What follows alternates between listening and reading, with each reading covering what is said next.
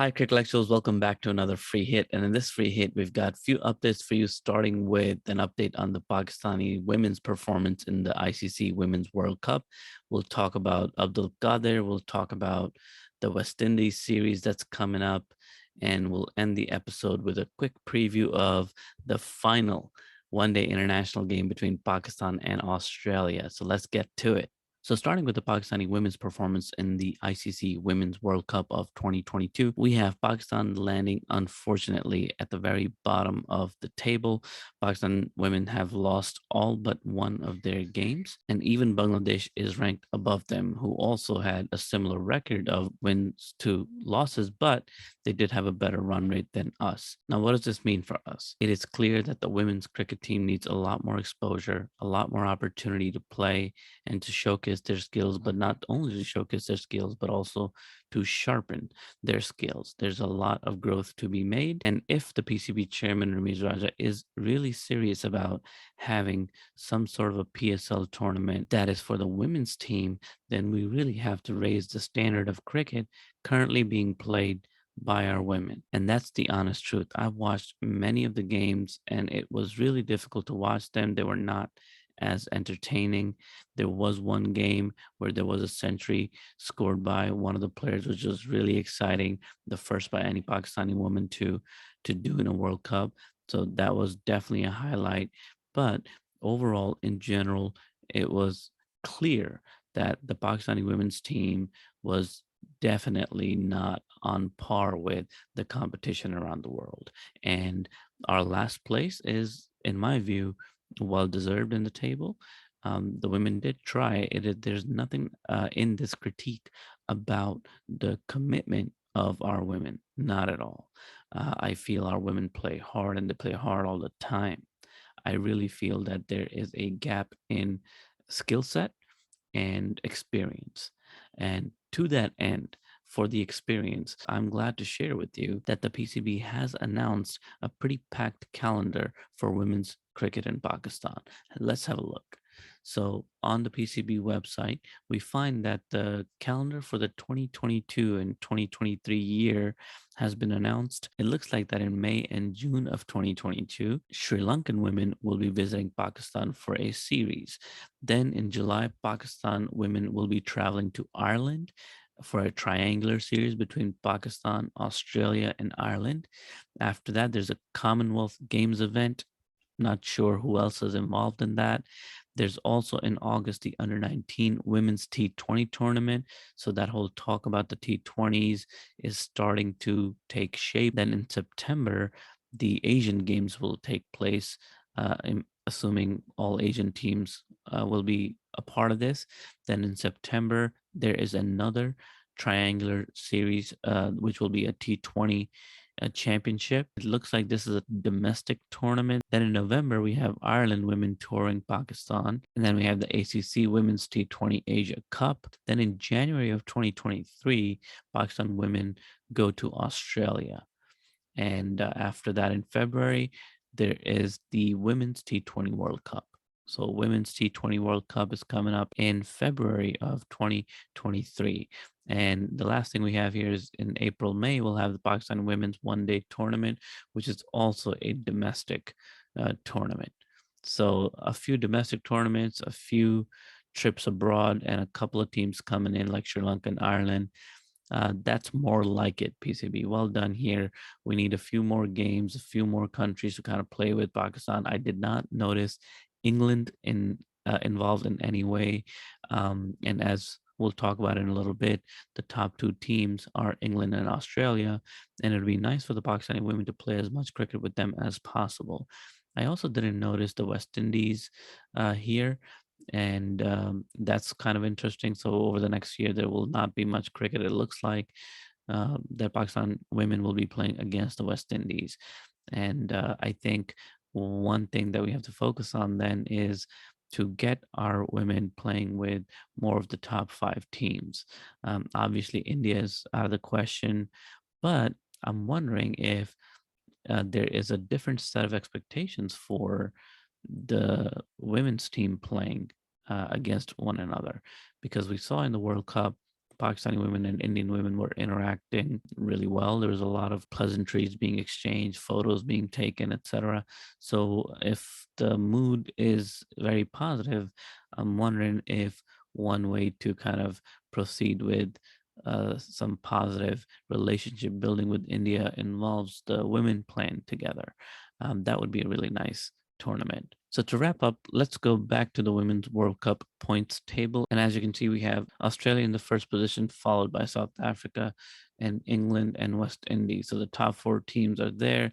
Then India landed the number 5 spot, with New Zealand following at number 6 and Bangladesh at number 7 and Pakistan at number 8. But that led to Australia and England ending up in the final, which will be played today. And our prediction is that the Australian women will take the cup. Their performance has been really impeccable. And the England team is also very good, but the Australian side is more complete with excellent fielding, very good bowling and batting. But at the end of the day, as we always say, may the best team win. Moving on to another PCB Hall of Fame ceremony. Another great player was inducted into the PCB Hall of Fame last week. His name is Abdul Qadir. Of course, the name is very well known. He took 236 test wickets and 132 one-day international wickets. And he actually has his best performance in Lahore and Gaddafi Stadium, and that is where the award was presented, and Abdul Qadir was inducted formally into the PCB Hall of Fame. And the person who accepted the award was Abdul Qadir's son, Usman Qadir, who is currently part of the squad, just hasn't gotten a chance to play for the Pakistani team against Australia right now. But he spoke very highly of his father, of course, and accepted the award from Saqlan Mushtaq, the Pakistan head coach. We love these awards. I think it's great that PCB continues to recognize all of its past heroes. And it's really nice to see that this recognition is being, to some extent televised as well. And PCB is really emerging as a brand that focuses a lot on the players, which is really nice to see. Another schedule that the PCB has released is the tour of the West Indies by the men's team. So the men's team is going to be facing West Indies in Pakistan starting on June 8th for 3 one-day international matches. And according to the PCB, I quote, "The ODIs were part of the West Indies tour of Pakistan in December of 2021. However, with mutual consent, these were rescheduled after the 5 COVID-19 cases were reported in the West Indies side." So you'll recall the West Indies player barely made it out in December, and they couldn't really extend the tour because of the Christmas holiday. So basically, the matches pending and left over from that series are now being played in June here. So June 8th will be the first, June 10th the second, and June 12th would be the third and final ODI played. All of these games will be played in the Pindi Cricket Stadium, and I'm really curious as to how the pitch is going to be, because as you'll recall, the last game we played in Pindi, which was a test match, was a bone of contention because of the demerit point that Pakistan earned for the terrible pitch that we created.